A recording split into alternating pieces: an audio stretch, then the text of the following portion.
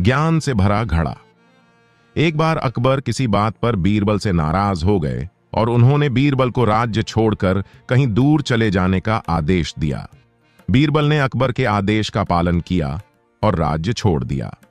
कुछ समय बाद अकबर को बीरबल की याद आने लगी। बीरबल की सलाह से अकबर को कई महत्वपूर्ण मुद्दों पर निर्णय लेने में मदद मिली। इसलिए अकबर को बीरबल के बिना निर्णय लेने में असहजता महसूस होने लगी। आखिरकार उन्होंने अपने सिपाहियों को बीरबल को ढूंढने के लिए भेजा। सिपाहियों ने बीरबल को कई गांवों में ढूंढने की कोशिश की, लेकिन बीरबल नहीं मिला। कई जगहों पर पूछताछ करने के बाद भी बीरबल का पता नहीं चल सका और सैनिक खाली हाथ अकबर के पास लौट आए। अकबर किसी भी हालत में बीरबल को वापस लाना चाहते थे। इसके लिए उसने एक तरकीब सोची। उसने सैनिकों के माध्यम से अपने राज्य के सभी ग्राम प्रधानों को संदेश भेजा। संदेश इस प्रकार था: 1 महीने के भीतर एक घड़ा बुद्धि से भर दो और उस घड़े को लेकर दरबार में उपस्थित हो जाओ। ऐसा न कर पाने की स्थिति में तुम्हें बुद्धि के बदले हीरे जवाहरातों से भरा घड़ा देना होगा। अकबर का यह संदेश सैनिकों द्वारा गांव-गांव में फैलाया गया। एक गांव में बीरबल भेष बदलकर एक किसान के खेत में काम करता था। उन्होंने गांव के लोगों की एक बैठक बुलाई। उस बैठक में बीरबल भी उपस्थित थे।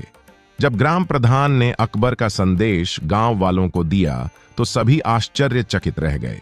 तब बीरबल ने सरदार से अनुरोध किया, हुजूर, आप मुझे एक घड़ा दे दीजिए। इन महीनों के अंत तक मैं उसे ज्ञान से भर दूंगा। मुखिया के पास कोई दूसरा विकल्प नहीं था। उन्होंने बीरबल को एक घड़ा दिया। बीरबल घड़ा लेकर किसान के खेत में गया जहां वह काम करता था। उन्होंने वहां कद्दू उगाए। उसने उनमें से एक छोटा कद्दू उठाया और घड़े में डाल दिया। कद्दू अभी भी अपनी बेल से चिपका हुआ था। बीरबल उस कद्दू को नियमित रूप से खाद पानी देने लगे और उसकी अच्छी देखभाल करने लगे, जिससे कद्दू धीरे धीरे बड़ा होने लगा।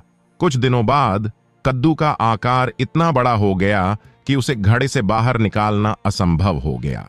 कुछ और दिनों के बाद जब कद्दू का आकार घड़े जितना बड़ा हो गया तो बीरबल ने उसे बेल से काटकर अलग कर दिया। घड़े का मुंह कपड़े से ढकने के बाद वह गांव के मुखिया के पास पहुंचा और उसे घड़ा देते हुए कहा, यह घड़ा राजा अकबर को दे दो और उनसे कहो कि यह ज्ञान से भरा है। इसे बिना काटे और बिना इस बर्तन को तोड़े बाहर निकालो।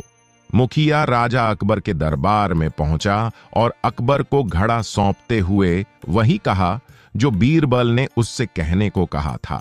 जब अकबर ने घड़े से कपड़ा हटाकर उसमें देखा तो उसे उसमें एक कद्दू दिखाई दिया।